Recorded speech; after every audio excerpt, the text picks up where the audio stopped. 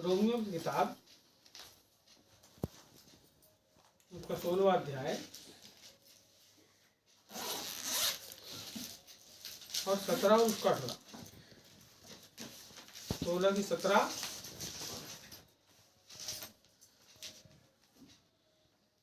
अब हे भाइयों, मैं तुमसे विनती करता हूँ कि जो लोग उस शिक्षा के विपरीत जो तुमने पाई है झूठ डालने और ठोकर खिलाने का कारण होते हैं, उन्हें ताड़ लिया करो और उनसे दूर रहो, क्योंकि ऐसे लोग हमारे प्रभु यीशु मसीह की नहीं परंतु अपने पेट की सेवा करते हैं और चिकनी चुपड़ी बातों से सीधे साधे मन के लोगों को बहका देते हैं। तुम्हारे यहाँ लिखा है, अब हे भाइयों, अब हे भाइयों, मैं तुमसे विनती करता हूं। इसके पहले क्या किया उसने बहुत सारे लोगों को नमस्कार लिखा है। इस पत्र को आप देखोगे तो बहुत से लोगों को नमस्कार वगैरह वगैरह वगैरह वगैरह सबको बहुत से लोगों का नाम भी लिखा और नमस्कार वगैरह वगैरह वगैरह बोल दिया। और उसके बाद बोलता है, जैसे अपन घर से बाहर निकल जाते हैं, किसी घर में अपन जाते हैं, उस घर में बैठ के नाश्ता चाय पानी सब कुछ कर लेते हैं, और क्या करते हैं आखिरी में जब घर से बाहर निकलते हैं और जब अपनी गाड़ी में बैठ के किक मारते हैं, तब हमको कोई जरूरी बात याद आती है और घर वालों के साथ बैठ के 15 मिनट और वहीं रोड पे खड़े खड़े करते हैं बात। कि नहीं करते? क्यों करते हो तुम? यहाँ घर के अंदर से पूरा करके निकले थे, गाड़ी चालू करो और कर जाओ। वहां जाते जाते भी क्या करते हैं बात, क्योंकि कुछ बच गया है जो बताना बाकी, और बाद में हम क्या हो जाएंगे, भूल जाएंगे। तो यहाँ बोलता है, अब है भाइयों सुनो, तुमको नमस्कार वगैरह सब हो गया, अब आना, मैं जाने वाला हूँ, चिट्ठी लिखना खत्म करने वाला हूँ। कुछ मेरे को समझ में आ गया, कुछ बात याद आ गई, सुनो। अब वो बहुत जरूरी बात है, मैं तुमको बता रहा हूँ। और क्या है? अब है भाइयों, मैं तुमसे विनती करता हूँ। अब देखो जाते जाते क्या बोलते हैं, भैया सुनो, मेरी बात सुनो, मैं जो बता रहा हूँ उसको सुन लेना, क्योंकि अब तो हम जा रहे हैं अपने गाँव, अपने घर जा रहे हैं। हाँ, तो मेरी बात को समझ लेना थोड़ा सा, और ऐसा करना। अपन निर्देश देते हैं, कई बार लोगों को देते हैं ना अपने घर में। अपने मम्मी पापा भी जब हम गाड़ी में बैठ जाते हैं तो क्या करते हैं, निर्देश देते हैं। अपने बच्चों को बोलते हैं, अरे सुनो, ऐसा नहीं करना। अब यहाँ पे क्या बोल रहा है, मैं तुमसे विनती करता हूं कि जो लोग उस शिक्षा के विपरीत जो तुमने पाई है, कौन सी शिक्षा? प्रभु की शिक्षा। जब आप प्रभु में आए हो तो कुछ शिक्षाएं हैं, कुछ डॉक्ट्रिन है, कुछ ऐसी बातें हैं जो वैसी ही है, वो नहीं बदलती। कब से नहीं बदलती? प्रभु के समय से लेके, प्रेरितों के समय से लेके अब तक जैसी की तैसी है। कुछ शिक्षाएं हैं प्रभु की, बपतिस्मा की शिक्षाएं हैं प्रभु की, हमारा जीवन जीने की शिक्षाएं हैं, हमको कैसे जीवन जीना है, कैसे चलना है, प्रभु ने बताया है। उन शिक्षाओं के विपरीत कई बार हम क्या करते हैं, उन शिक्षाओं के नहीं, हमको उसी शिक्षा में बने रहना। यहाँ हमको ध्यान देना है, बाइबल की शिक्षाएं क्या है, हमको उसमें बने रहना है। कई बार कई लोग हमसे लड़ाई करते हैं, हम बोलते हैं नहीं, हम भी जाके लड़ेंगे, उसके बाद प्रभु से माफी। ये बाइबल की शिक्षा नहीं। कई लोग आते हैं प्रभु के, वो क्या करते हैं, हमको धोखा देते हैं। आते हैं प्रभु के, लेकिन वो ये बात समझ नहीं पा रहे हैं कि धोखा देना जो है वो परमेश्वर के लोगों का काम नहीं है। वो अपनी चिकनी चुपड़ी बातों में हमको फंसाते हैं। वो जो बातें हैं वो प्रभु के अनुसार बातें नहीं। यहाँ पे देखो बोल रहा है वो, जो लोग उस शिक्षा के विपरीत। शुरुआत हम करेंगे, जो आप प्रभु यीशु मसीह में आए तो आपने क्या सुसमाचार सुना? कोई सुसमाचार सुना आपने? क्या सुसमाचार सुना? कि कुंवारी के द्वारा प्रभु पैदा हुआ, वो हमारे जैसे क्या किया, जीवन जिया, प्रार्थना उसने किया, परमेश्वर से दुआ किया, और अंत तक आज्ञा पालन प्रभु की करता रहा। कौन करता रहा? यीशु मसीह करता रहा, खुद अपने पिता की आज्ञा पालन करता रहा, और यहां तक आज्ञाकारी रहा कि क्रूस की मृत्यु को सह दिया। उसके बाद मुर्दा मर गया, क्रूस के ऊपर मर गया हमारे लिए। उसने अपने खून को बहा दिया, हमारे पापों को उसने क्षमा किया क्रूस के ऊपर, हमारे लिए अपने खून को बहा दिया, और वो मुर्दों में से जी उठा, और वो सबके देखते देखते सशरीर स्वर्ग में उठा लिया गया, और हमको लेने वापस। सुनिएगा, ये सुसमाचार। क्या सुसमाचार है कि जितने उसके ऊपर विश्वास करते हैं वो सब परमेश्वर की संतान है, और वो अपने विश्वास में बने रहते हैं, और जब वो आएगा तो हम सबको अपने साथ ले जाएंगे। है ना। हमको जो शिक्षाएं मिली है बपतिस्मा के बारे में, हमको जो शिक्षाएं मिली है प्रभु भोज के बारे, हमको जो शिक्षाएं मिली है मसीह जीवन जीने के बारे में, हमको उसमें बने रहना है। हर विश्वासी को बने रहना। यदि कोई विश्वासी ऐसा सोचता है कि नहीं अब वो तो थोड़ा जब हम अब तो हम प्रभु में आ गए, अब हम प्रार्थना करने वाले हो गए, अब हमको क्या जरूरत है, अब तो हम कुछ भी कर सकते हैं, ऐसा नहीं है। कुछ भी करने के लिए प्रभु में नहीं आया। कुछ भी जब आप कर रहे थे उस समय प्रभु से दूर थे, लेकिन अब प्रभु में आ गए तो क्या ऑटोमेटिक नहीं हो, अब आप सिस्टोमेटिक हो। ऑटोमेटिक का मतलब जो मन में आया वो कर लिए। सिस्टोमेटिक का मतलब जो प्रभु ने सिस्टम दिया है, जो बात को सिखाया है, जो सैद्धांतिक हमारे को जीवन जीने के लिए बताया, हमको वैसे ही जीवन जीना। इसका मतलब ये नहीं कि प्रभु मानता है, मेरी बात को समझना। कई लोग ऐसा सोचते हैं कि नहीं रहे भैया प्रभु को जीवन बड़ा कठिन है। अरे सुनो, मैं बता रहा हूँ आपको कोई कठिन नहीं है। केवल आप अपनी जो जिंदगी को जीते हो उसमें कोशिश करो कि आप कोई गलत काम मत करो, किसी के लिए ठोकर का कारण ना बनो, किसी के नुकसान का कारण ना बनो। प्रभु के लोगों के साथ मेल मिलाप से रहो। जैसी संगति होगी आपकी वैसे ही आप बनेंगे। अब देखो एक कहानी आपको मैं बताता हूँ, इसके बाद आगे बढ़ूंगा। मैं आपसे आज बोलूं कि भैया आपके लिए 10 कपड़े, सुनो आपको ही बोल रहा हूं, आपके लिए 10 कपड़े धोना सरल है कि 10 करोड़ रुपए तुरंत कमाना सरल है? 10 कपड़े धोना। 10 कपड़े धोना सरल है कि 10 करोड़ कमाना सरल है? 10 करोड़ कमाना सरल क्यों नहीं है आपके लिए? अरे छोड़ो 10 करोड़। अभी मैं आपसे बोलता हूँ 10,000 रुपए आज शाम तक कमाना सरल है कि 10 कपड़े धोना सरल है? 10,000 कमाना कठिन। क्यों कठिन है? कि रास्ता नहीं मालूम। सुनो मैं बता, उसका कारण यह है कि हमने जिस काम में अपने आप को उठाए हैं, हमको वो काम कैसा लगता है? सरल। हमको लग रहा है कपड़ा धोना सरल। लेकिन एक आदमी को जो सेठ दिए, साहूकार साहब जो बैठे और क्या कर रहे हैं, बड़े बड़े काम कर रहे हैं, शाम तक के 1 लाख 2 लाख रुपए कमा रहे हैं। यदि उनको बोलो कि 10 कपड़े धो तो बोलेगा नहीं, मैं शाम तक 10 लाख रुपए कमा लूंगा, मेरे को तेरे 10 कपड़े। इसका मतलब सरल उसके लिए क्या है? पैसे कमाना। और तुम्हारे लिए सरल क्या है? कपड़े धोना। क्यों भैया गलत बोल रहा हूँ? यदि आज मेरे जेब में 500 रुपए है तो 200 रुपए में हर्ष के साथ खर्च कर सकता हूँ ना? क्यों सत्यम?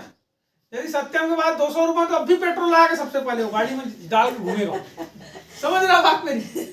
यदि आपके पास कुछ है तो आप अपने हद में उसको खर्च, लेकिन यदि आप हद से ज्यादा कुछ करोगे तो क्या हो जाएगा? गड़बड़ नहीं होगी। यदि आपके पास घर चलाने के लिए 20,000 रुपए हैं और आप कर्जा मांग के 40,000 में घर चलाओ तो क्या होगा? गड़बड़ हो जाएगा। क्या गड़बड़ होगा? कर्जा हो जाएगा। तो कर्ज मांगने वाले तुम्हारे घर में आएंगे। वैसे ही मसीह जीवन, यीशु मसीह ने जितनी बातों को हमको सिखाया है, मेरी बात को समझना आप, इसको आप अपने जीवन में भी लागू करना। जो बात को मैं बोल रहा हूँ, बाइबल में जितनी बातें सिखाई गई है उन सबको अपने जीवन पे लागू करके जब आप चलोगे तो समस्या में नहीं पड़ेंगे। यदि कोई आदमी आपको फोन करके बोल रहा है मेरे पैसे डालो, इसका मतलब आप कहीं ना कहीं बाइबल की शिक्षा के विपरीत गड़बड़ी में हो गया। यदि कोई आदमी आपको खराब बोल रहा है, अरे उसका स्वभाव अच्छा नहीं है, इसका मतलब कहीं ना कहीं हम गलत। यदि कोई आदमी बोले कि वो तो बहुत दुश्मनी करता है हमसे, इसका मतलब कहीं ना कहीं हम मसीह से हम कहीं ना कहीं गलत, हमको सुधारने की आवश्यकता यहाँ बोल रहा है। इसी को पढ़ेंगे, है ना।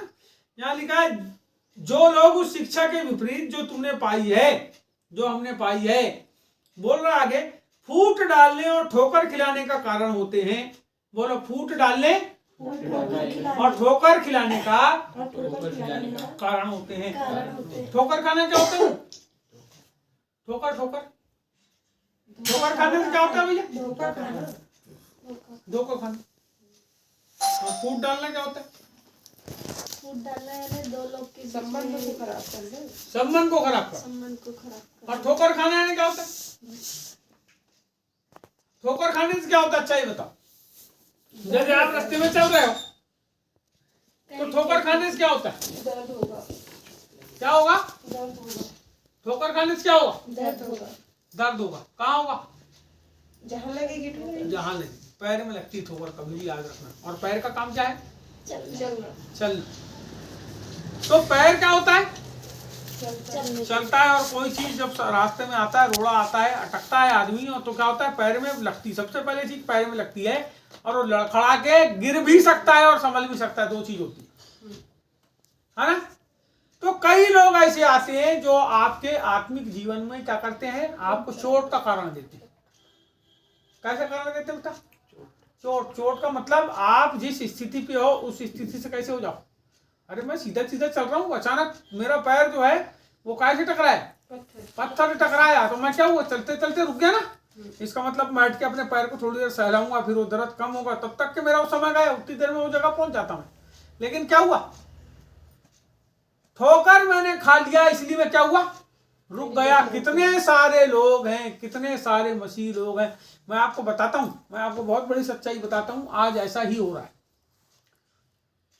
अभी कई लोग क्या कर रहे हैं कि अलग अलग शहरों से, अलग अलग गांव से ऐसी जगह में पहुंच जा रहे हैं जहां पर ऑलरेडी कलीसियाएं लगती है। मेरी बात को समझना, ऑलरेडी कलीसियाएं लग रही है। मान लो बालाघाट में 5 कलीसियाएं 5 क्षेत्र में लगती है। एक छठवां आदमी जो है उस जगह पहुंच जाता है जहां पे ज्यादा भोले भाले लोगों की भीड़ है।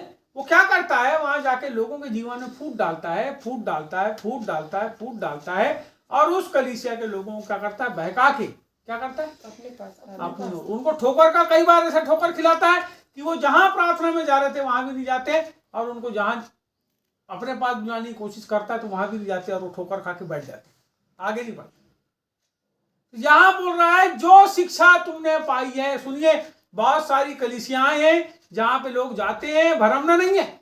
कई लोग आएंगे जी आपको भरमाने के लिए, कई लोग आएंगे आपको कई प्रकार की बात बताने। जैसे कई बार क्या होता है, जैसे आपने देखे होंगे कि आप अच्छे खासे अपनी जीवन जी रहे हो, जीवन बीमा वाला आ जाता है। अभी आप जीवन जी रहे हो ना, 200-400 500 रुपए, 1000 रुपए आप बचाते हो महीने के, 300 रुपए 500 रुपए बचाते हो। जीवन बीमा वाला आ जाता है, आपको कई प्रकार की कहानी बताता है, ऐसा करा लो, वैसा करा लो, ऐसा होगा तो वैसा हो जाएगा, वैसा होगा तो वैसा हो जाएगा। अरे मैं तो मर जाऊंगा, वो पैसा किसको मिलेगा जी? घर वालों, बाल बच्चों को मिलेगा। तो आदमी ऐसा सोच के क्या होता है उसमें, आप वो किस्त बना दिया उसमें 10,000 रुपए साल की, हम नहीं पटा पाते कई बार। तो कई लोगों के जीवन बीमा कैसे हो गए? खत्म हो गए, तुम्हारे पैसे भी गए और जीवन बीमा रुक गए, ठोकर खा के रुक गए। तो कई बार हमारी जो सोच है उसके अनुसार हम करें, अपने परिवार के लिए बचत करना है, अच्छे से बचत करें। मैं आपसे ये नहीं कहता कि आप बीमा मत करो, लेकिन मैं आपसे ये कहता हूं कि बुद्धिमानी से काम करो।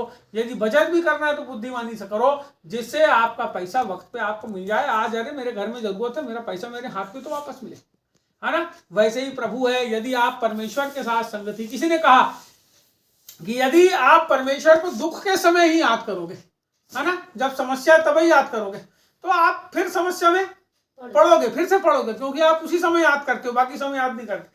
लेकिन जब आप परमेश्वर का हाथ थाम के चलने लगोगे ना अपनी जिंदगी में, तो परमेश्वर आपको ठोकर लगने, है ना। मैं अपने बच्चे को लेके जा रहा था, रास्ते में पत्थर था, एक गाड़ी वाले आ रहे थे, तो मैंने क्या किया, अपने बच्चे का हाथ पकड़ के इधर खींच लिया किनारे। क्यों? क्योंकि मैंने अपने बच्चे का हाथ, वैसे ही यदि कोई सही शिक्षाओं को अपने हाथ में पकड़ के रखे, जिस कलीसियाओं में जाता है उन कलीसियाओं में बराबर बना रहे और शिक्षाओं को मानता रहे और सीखता रहे और आगे चलता रहे, तो वो कभी डिगेगा, कभी ठोकर नहीं खाएगा। सुनिए मेरी बात, तो ठोकर खिलाने का कारण होते हैं, उन्हें ताड़ लिया करो और उनसे दूर रहो। देखो बाइबल हर समय आप पढ़ोगे बहुत जगह पर, तो बाइबल हर समय मेल मिलाप करने के लिए कहती है, लेकिन यहाँ बाइबल कह रही है क्या करो?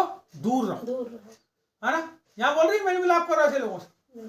बुरी संगति अच्छे चरित्र को बिगाड़ देती है, बिगाड़ देती है, बिगाड़ देती है। वैसे ही जो है, एक ऐसे आने वाले लोग, हमारे से मिलने वाले लोग क्या करेंगे? हमारे जीवन को आत्मिक जीवन से अलग कर देंगे, हमको विरक्त कर देंगे, हमारे जीवन को खराब कर देंगे। ऐसे लोगों से क्या करो? दूर। उनको ताड़ लो बोलती, पहले क्या बोल रहा है? ताड़ो। उनको आपको पहचानना पड़ेगा, पहचानने की प्रक्रिया में जाओ आप। कई तुम्हारे दोस्त ऐसे हैं, कई आपके सहेलियां ऐसी हैं, कई आपके पड़ोसी ऐसे हैं जो क्या करने वाले हैं? आपका नुकसान। उनको ताड़ लो, उनके घर मत जाओ। हो सकता है वो प्रभु वाले ही हो। मैं आपको बताना चाह रहा हूँ, यहाँ प्रभु वालों के बारे में ही लिखा है, दूसरों के बारे में नहीं लिखा। उनको ताड़ो, पहचानने की कोशिश करो कि ये प्रभु के लोग हैं कि नहीं। क्योंकि कई लोग कैसे हैं जो भेड़ के भेष में भेड़िए तुम्हारा नुकसान करने वाले हैं। सुनो आगे, क्योंकि हम उनके बारे में ऐसा बोल रहा है, क्योंकि ऐसे लोग हमारे प्रभु मसीह की नहीं परंतु अपने पेट की सेवा करते हैं और चिकनी चुपड़ी बातों से सीधे साधे मन के लोगों को बहका देते हैं। उनके बारे में लिखा है कि परमेश्वर की सेवा नहीं करते। किसकी सेवा करते हैं? वो अपने अपने पेट पेट की के सेवा लिए। करते हैं। पढ़ो पढ़ो, आपकी बाइक पढ़ बेटा, बाइक में पढ़ जा रहा हूं। क्योंकि ऐसे लोग हमारे प्रभु मसीह की नहीं, किसकी? प्रभु मसीह की नहीं, प्रभु यीशु मसीह का नहीं नहीं, नहीं, किसकी करते हैं फिर? परंतु अपने पेट की सेवा करते अपने हैं। पेट की सेवा। उनका मालिक कौन हो गया? उनका पेट। उनका पेट, उनका पेट। इसका मतलब वो केवल अपने लिए ही अपने सेवा लिए ही करते सेवा हैं, करते हैं। उनको परमेश्वर से कोई मतलब नहीं। कोई बात आपको पता है जब ये कमरा भर जाएगा, जब यहाँ पे खूब सारे लोग होता है ऐसा, कई बार ऐसा होता है कि यहाँ नहीं बैठते लोग तो बाहर तक के उधर बैठ जाते हैं, बहुत बार ऐसा हुआ। तो तब यह सोचना पड़ता है कि अरे हम यहाँ प्रार्थना नहीं करेंगे, हम और बड़ी जगह में। तो जरूरत फिर क्या हुई? किसकी जरूरत हुई? फिर कलीसिया की जरूरत हुई। नहीं। लेकिन मैं बोलूं कि अब ये तो हमारा घर है, लेकिन हम बोलेंगे नहीं हम एक घर और इससे भी और ज्यादा बड़ा बनाएंगे। हम किसके लिए बना रहे? अपने लिए बना रहे। लेकिन यदि हम बोलें कि नहीं यार हमारे घर में प्रार्थना होती है, नहीं एक ऐसा स्थान होना चाहिए जहाँ प्रभु की प्रार्थना हो, तो एक बड़ा हाल में बनाऊं। किसके लिए बनाऊंगा? प्रभु के। तो आप किसके लिए क्या काम कर रहे हो ये सोचो आप। मैं जब गाड़ी से प्रभु को सामान लेके जाता था, मैं आपको वही बताता हूँ, जब मैं अपनी छोटी सी 2 व्हीलर से गाड़ी में सामान लेके जाता था, जब मैं कंधे के ऊपर लाद लाद के जाता था, तो परमेश्वर ने बड़ा अच्छा उपाय किया कि मेरे को एक छोटी सी 4 व्हीलर दिया। वो गाड़ी बंद हो गई, टाटा कंपनी ने बंद कर दी, इंडी का नाम था। तो पूरे भारत में मैं पहला एक ऐसा आदमी था जो कार से किताब बेचने वाला आदमी बना। भारत का पहला किताब बेचने वाला आदमी मैं हुआ जो कार से घूम घूम के गांव में, गली गली में, जहाँ 85 रुपए किताब बिकती मगर 200-500 रुपए का पेट्रोल लगता जाने के लिए, तो मैं एक ऐसा आदमी बना जो जाता था तो लोग क्या बोलते थे, अरे ये पास्टर जो है कार से किताब बेचने के लिए आता है। तो मेरे कारण क्या हुआ, फिर मेरे साथ जितने लोग जुड़ते चले गए वो सब कार वाले बन गए। आज किताब वाले आप देखोगे तो ऐसी मामूली नहीं मिलेंगे आपको, कोई कोई होंगे मामूली, क्योंकि उनका दिमाग भी वैसे ही। तो जितने लोग बड़े दर्शन में आए हमारे साथ जुड़े, वो सबको प्रभु ने कार वाला बनाया। और फिर हमारी वो कार हमको छोटी पड़ने लगी, तो परमेश्वर ने हमको और एक बड़ी कार दिया जिसमें हम ज्यादा सामान, ज्यादा किताब लेकर के अब जाते हैं लोगों के पास। तो हम पर प्रभु को धन्यवाद देते हैं कि हम जो कामों को कर रहे हैं, हम जो भी कुछ खरीद रहे हैं, हम जो भी कुछ बना रहे हैं, हम ये सोच के बनाते हैं कि परमेश्वर का काम कैसे और अच्छे से हम कर पाएंगे। कई बार लोग कई चीजों को खरीदते हैं, कई चीजों को बनाते हैं, वो ये सोच के बनाते हैं कि हम अपने, तो उनका ईश्वर कौन हो गया? उनका शरीर हो गया। तो आप किसके लिए कर रहे हैं? मैं आपसे बोलना चाहता, आप सब हो सकता है आज इधर आ रहे हैं, फिर एक समय आएगा जब मैं धरती में नहीं रहूंगा, हम लोग नहीं रहेंगे, आप लोग कहीं और चले जाओगे। तो जहां भी आप जाओ अपनी जिंदगी में इस बात को याद रखना कि आप वो किसके लिए रहे? वो परमेश्वर के लिए जो बो रहे हो, वो परमेश्वर के लिए काटा जाएगा कि नहीं काटा जाएगा? क्योंकि लोग इस संसार में जब बिजनेस करते हैं तो ऐसा सोच के करते हैं कि हम इससे काटेंगे तो हम अच्छा भोगेंगे, है ना? आप क्यों कमाते हो? अच्छा करने के लिए कमाते हो ना। मैं भी कमाता हूँ, मैं सोच के कमाता हूँ कि नहीं मेरे बच्चे अच्छा पढ़ेंगे, परमेश्वर के राज्य में आगे चल के आओ कुछ बड़े अच्छे सेवक बन जाएंगे प्रभु, तो तेरा काम और अच्छे से करेंगे। तो हम क्या करते हैं, उनको अच्छे से पढ़ाते हैं। अरे पढ़ ले बेटा, हो सकता है परमेश्वर जब तेरे को आगे लेके जाए, कलेक्टर बन जाए, SP बन जाए, और कुछ बन जाए, कुछ कोई भी साहब बन जाए, तो तू उस समय भी परमेश्वर की सेवा को करना अपने मन के अंदर। हम ऐसा सोच के अपने बच्चों के ऊपर क्या कर रहे हैं? पैसा लगा रहे हैं। किसके लिए लगा रहे हैं? कुछ प्रभु को काम करेंगे ऐसा बोल के लगा रहे हैं। लेकिन जब हम ये सोचते हैं कि केवल हम संसार दे पाएंगे, तब हम क्या करते हैं, अपने बच्चों को उसके साथ राजनीति, चतुराई, बुद्धिमानी, गड़बड़ काम करने के तरीके भी सिखाते हैं जिससे वो लोगों को हरा सकें। लेकिन जो परमेश्वर के लोग रहते हैं वो क्या बोलते हैं? अच्छी बातों को बोते हैं, अच्छे चरित्र को बोते हैं, अच्छी शिक्षाओं को बोते हैं, परमेश्वर के राज्य में कैसे चलना है उसको बोते हैं। और वो चाहते हैं जिनके ऊपर वो बो रहे हैं, जिस जगह के ऊपर बो रहे हैं, जिस हृदय के अंदर बो रहे हैं, वहां से अच्छी कटनी परमेश्वर के लिए कटने पाए, जिससे परमेश्वर का राज्य और फैलते चले जाए। जब आप ऐसा करते हैं तो आप प्रभु की सेवा करने वाले होते हैं। लेकिन जब आप संदेश इसलिए देते हैं कि संदेश के बाद आप लोगों के खींचे के पैसे निकाल लो, तो फिर आप अपने लिए, मैं आपको बताना चाहता हूं, आपको समझना पड़ेगा। हो सकता है हमारे पास भीड़ कम है, लेकिन हम जो कुछ भी आपको सिखाएंगे, हम ऐसी बात सिखाएंगे जो परमेश्वर के राज्य को बढ़ाएगी। हम ये बात नहीं सिखाएंगे जो हमारे को बढ़ाएगी। आप परमेश्वर के राज्य को बनाने वाले हैं।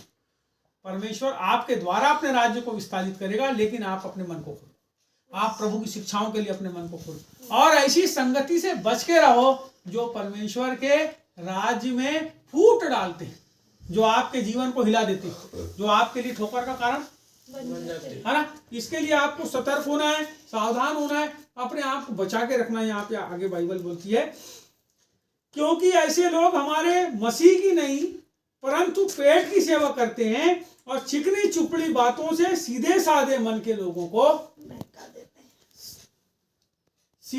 चिकनी चुपड़ी बातों से, किसी ने बोला है जो मीठा बोलने वाले हैं ना, उनसे सावधान रहो। कई लोग बहुत मीठे रहते हैं, देखना जब आपकी जरूरत रहेगी किसी को तो बहुत मीठा बन के आएगा, और जब आप उसकी मदद कर दोगे तो उसके बाद वो गायब हो जाएगा। चिकनी चुपड़ी बोलो, चिकनी चुपड़ी बातों से सीधे साधे मन वालों को बहका देते। अब बहक गया, बहक गए तो क्या होगा? बहक जाओगे तो क्या होगा? नुकसान हो जाएगा। अरे बहक जाओगे तो क्या होगा? अरे एक लड़की अपनी चिकनी बातें करती कोई लड़के के पास जाके और उसको बहका देती, तो क्या होता है? वो लड़का अपने माँ बाप के हाथ से छूट के वो लड़की के साथ ऐसा ही हो रहा है आज के जमाने। मैं आपको सही सही बता रहा हूँ, ऐसा ही हो रहा है। बहकने का मतलब क्या हुआ? बहक गया, ये रास्ता बहक गया। अभी हम जा रहे थे एक बार एक जगह, वो किरनापुर से हम निकले बालाघाट के लिए, हमको हट्टा रोड में चलना था, मगर हम दूसरी रोड में चले गए। हम 20-25 किलोमीटर जो है फेरा मार के बालाघाट पहुंचे। इसका मतलब रास्ता कैसे हुआ? गलत रास्ते में चले गए। एक बार की बात है, हम रतलाम गए, सवेरे सवेरे की बात है, पूरा कोहरा था, रोड नहीं दिख रही थी, और हम गाड़ी में बैठे थे, हम बहक गए रास्ता। हम बहक गए तो 15 किलोमीटर का फेरा मार के फिर हम हाईवे में पहुंचे। इसका मतलब जब आदमी बहक जाता है तो रास्ता भटक जाता है। जब रास्ता भटक जाता है तो जहां उसको चलना है वहां नहीं चलता, कहीं और चलेगा, और जब कहीं और चलता है तो फिर नुकसान होता है। बोलो यीशु मसीह की, बोलो यीशु प्रभु की। आज मैं आपको ये बताना चाहता हूं कि यदि मैं आपसे फिर से वही वाला प्रश्न पूछ रहा हूं, और मैं इस प्रश्न के साथ समाप्त करूंगा। यदि मैं आपसे बोलूं कि 10 कपड़े धोना है और शाम तक 5,000 कमाना है, तो आपके लिए सवाल क्या है? 10 कपड़े। मैं आपसे बोलना चाहता हूं, परमेश्वर आपको 5,000, 10,000, 20,000 कमाने की सामर्थ्य देता है, लेकिन कब? जब आप उस रास्ते पर चलते हैं। आप हो सकता है 3 गाने भी अच्छे से नहीं गा पाते, लेकिन जब आप परमेश्वर की संगति में रहते हैं तो परमेश्वर आपको वैसी सामर्थ्य देता है कि आप 30 गाने अच्छे से गा सकते हैं। अभी आपको प्रार्थना करते नहीं आती, लेकिन जब आप प्रार्थना करने वालों की संगति में रहते हो तो आप अच्छी प्रार्थना करना सीख जाते हो। देखो ये बात हो गई कैसी, एक दूसरे को दिखाने वाली। सुनो, जब हम बैठते हैं कलीसिया में प्रार्थना करते हैं तो क्या करते हैं? एक दूसरे के लिए प्रार्थना करते हैं, अरे बहुत अच्छी प्रार्थना किया। सुनो, लेकिन इससे ज्यादा महत्वपूर्ण है परमेश्वर के पास एकांत में बैठ के ध्यान करना और परमेश्वर से बात करना और उसके दर्शन में, उसके आत्मा में, उसके आगोश में आ जाना। सुनिएगा, है ना? ऐसे लोगों के साथ भी रहो जो लोग आपको लंबी प्रार्थना में बिठा लें, है ना? ये अभी तो अपन 1 घंटे का चर्च 1.5 घंटे 2 घंटे का लगाते हैं, लेकिन हम ये चाहते हैं कि आप प्रार्थना करने में आगे बढ़ो, समय निकाल के प्रार्थना में बैठो। सुनो, जब आप ऐसा करोगे तो परमेश्वर आपके माइंड में विजन को डालेगा। जब विजन डालेगा और आप उसके अनुसार करोगे तो आपके काम और बढ़ते चले जाएंगे। अभी आप घबरा रहे हो, 5,000 नहीं कमा सकते। एक साधारण बात बोल रहा हूँ, वो कोई डरने की जरूरत नहीं है। परमेश्वर, एक दिन ऐसा भी आया जब हमने 3 दिन में 2 लाख रुपए भी कमाए। एक दिन हमारे साथ भी आया ऐसा कि 3 दिन में हमने 2 लाख भी कमाए। एक दिन ऐसा भी आया कि दिन भर में 10 रुपए भी नहीं आए। लेकिन हम आपसे बोलना चाहते हैं कि आप परमेश्वर के अधीन हो जाओ, परमेश्वर आपके लिए सब मार्ग निकालेगा। आप हो सकता है कितने भी अशक्त हो, है ना, आप हो सकता है आपको कुछ नहीं आता और लोग आपको अच्छी अच्छी बात बता के ऐसा बताते हैं और अपनी तरफ आकर्षित भी करना चाहते होंगे, लेकिन आप वचन के सीखने वाले बनो। मैं आपको फिर से बात बताता हूँ, आप बाइबल की शिक्षाओं को सीखना चालू करो, उनको पढ़ना चालू करो, सैद्धांतिक पुस्तकों को खरीदो जी, किताब पढ़ो। सुनो, आप ना कई चीजों में, खाने पीने में, इधर उधर कोई चीजों में पैसे खर्च करते होगे। मैं आपसे बोलना चाहता हूँ, आप अपने पैसों को प्रभु के साहित्य को खरीद करके पढ़ना चालू करो, आपके दिमाग खुलेंगे जी और सच्चाई को आप जानने लग जाओगे। क्योंकि बाइबल आप पढ़ते हो ना, उसमें सीधे वचन है, कई बार हमको समझ नहीं आता, हमको पूछना भी चाहिए। जैसे आप चर्च में आ रहे हैं, आपके पास प्रश्न होना चाहिए कि अरे इसका मतलब क्या होता है, हमने पढ़े थे, इसका मतलब क्या होता है। इसका मतलब अभी आप यदि नहीं पढ़ रहे हैं, नहीं, यदि आपके पास प्रश्न आ रहे हैं तो आप सीख नहीं रहे, क्योंकि जो बच्चा सीखता है उसी के पास प्रश्न होते हैं। तो आप सीखना चालू करो, आप बाइबल पढ़ना चालू करो, आप अच्छी शिक्षाओं में आगे बढ़ते चले जाओ। कोई नहीं होगा, फिर आपसे कोई बोलेगा कि आपके लिए कपड़े धोना सरल है कि 5,000 कमाना सरल है, तो आप क्या बोलोगे? 5,000। अरे हम 50,000 कमा लेंगे। इसका मतलब 50,000 की वैल्यू क्या है? परमेश्वर की सामर्थ्य में आगे बढ़ना। रुपए अपनी जगह मायने नहीं रखते। ये एक साधारण प्रश्न है, बहुत दुनियावी प्रश्न है, लेकिन मैं आपसे पूछना चाहता हूँ कि आप परमेश्वर के एक काम को कर सकते हो कि 50 काम को कर सकते हो? तो आपको बोलना चाहिए हम 50 काम कर सकते हैं, है ना। इसका मतलब आप सामर्थी हो गए। बोलो यीशु मसीह की। प्रभु आपके लिए हर रास्तों को खोलेगा, हर बातों को खोलेगा। जहां आप समस्या में, उस समस्या से भी निकालेगा, परंतु आप प्रभु की संगति करो। जब उसकी संगति करोगे, जब उसके हाथ को थाम लोगे, तो अपने मन से तुम्हारी समस्या को ऐसा उठा के ऐसा, है ना। तो अपने विश्वास में बढ़ो, प्रार्थना में बढ़ो, वचन में बढ़ो। कोई व्यक्ति तुमको न भर माने पाए। सावधान होके, सतर्क होके प्रभु के पीछे चलो। आज यही बताना चाहता हूँ और इतना ही कहूंगा। अपने वचनों को विराम देता हूँ और आइए प्रार्थना में।